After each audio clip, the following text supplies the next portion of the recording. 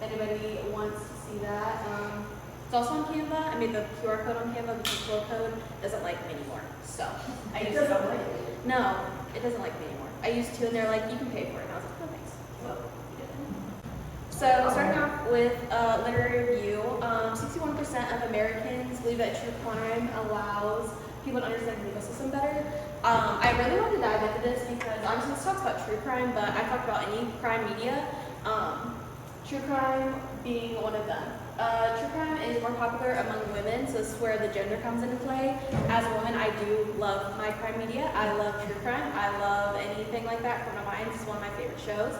So I also was curious if women maybe consume more crime media. And people think that maybe women don't want to see like true crime, but I do agree with the part of they want to see the gruesomeness, like just because of the fascination in avoiding being the victim of a crime. I think about that almost every day now that I think about any situation I can be in. And then there are forms of social media that lack regulation of online news. Even like TikTok, Instagram, you can get crime media anywhere and really, really fast. So taking that into consideration and that most people can get that regularly and very easily accessible. So my empirical questions have to do with gender, major, and media consumption. So do males know more about felonies than females? Does the college major impact the individual's knowledge on felonies? And does media consumption vary by gender? So I had a 2x3 factorial design between subjects, non-repeated measures. My independent variables were just the gender, major, and the crime media level consumption, and then my dependent variables were the questionnaire scores, and then I drew this little fun chart right here, which hopefully makes sense, which is just breaks down the male and female, CJ, non-CJ, high consumption, low consumption for all of them. My procedure. So up here is my consent form and questionnaire if anybody wants to see the questionnaire, as well as I'm pretty sure my IRB link form is in there. So I had to get IRB approval, so I did that first. Whenever I went into classrooms, I basically went into criminal justice classrooms and some business classrooms. I would give the consent forms as long as they consent. If they had any questions, they were free to ask me. And then I handed out the questionnaires, and then that just started with demographics, which was basically just their major and their gender.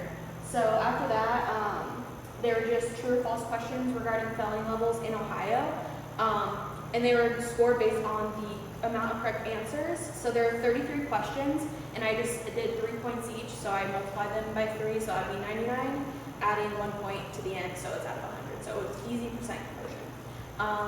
The higher knowledge score is higher number, so highest possible score being 100. So my demographics. So I did have 141 participants. I was pretty happy with that, honestly, because I only went in, I think, once or twice, so I was happy with that. Though, as you can kind of see this little spread, I wish this was a little better, which I'll talk about that later. 106 female, 35 male, 89 CJ, 52 non-CJ, could have been a little better. And then the high consumption, low consumption was actually very, very close. So I was very happy with that, which obviously I wasn't going to know any of that, but going in a classroom, there were more people that consumed high amounts or low amounts of media. And they were all from small Midwestern university that we don't know where that is. Okay, so here's just a kind of overview of my descriptive statistics. I'm going to dive more into this. This just kind of also shows the breakdown of CJ, non-CJ, high and low. And then we're going to dive into this because I just want to put that in there. So starting with the descriptive statistics, the whole overview is I did not find anything significant with this. As you can kind of see, you probably can't see the actual numbers, so I wrote it here. So this is by gender, and then this is by major. Gender, for male, the mean knowledge score was 56.03, and females was 54.52. That is not a very large difference in score. Same thing over here with CJ being 55.2 and non-CJ being 54.37. We'll also kind of talk about the implications of that later, but not a very large difference there. Okay, so this one I kind of was interested by just because this one was the most, like, almost 50-50 split between high and low. And still, no difference, basically. 54.71 was the high consumption, and the low consumption was 55.09. So the high consumption was slightly lower. So I don't know if that really says anything, or they're very close either way. So the next thing I did was on a 2x2x2 three-way ANOVA. This also basically just found everything over here. I think you just ignore this one, but no significance here. We ran it because my descriptive statistics didn't find any significance. So me and Dr. Law was like, oh, okay, let's just keep running things until maybe we find something significant. Because she was like, what are you going to talk about? And I was like, I don't know. So here we are. So the next thing we ran was the simple effect to test through interaction. And we found one thing that had significance. We found one thing, and you know what? I was like, this was also like earlier this week that we found this. So this was fun. I was like, oh, okay. So basically, the simple test showed that there was a statistically significant difference between female CJ, low consumption, and female non-CJ, low consumption. So both females and the different majors, both low consumption. And they had about like a 5-point difference, which is, I mean, bigger than the rest of them. So then you can see with our significance being less than 0.05 at 0.031. So any significance that I found, I was very happy, even though it was last minute. But we ended up running that, so between the female and the female, it's just the low. So with the non-CJ majors being lower, maybe that means like those who consume low media, maybe they learned a little something in their major because they were criminal justice and they had the higher scores. I'd like to think that. Okay, while there was not significance in the descriptive statistics in through ANOVA, I do think there is social significance because everyone failed. Everyone did awful, actually. I think maybe there were a couple of people that got in like the 70s. Didn't really break above that, which is pretty interesting and concerning. But other than that, I think that kind of implementing, I talked about it more in my paper, just implementing more like general knowledge about the criminal justice system would just impact society much more.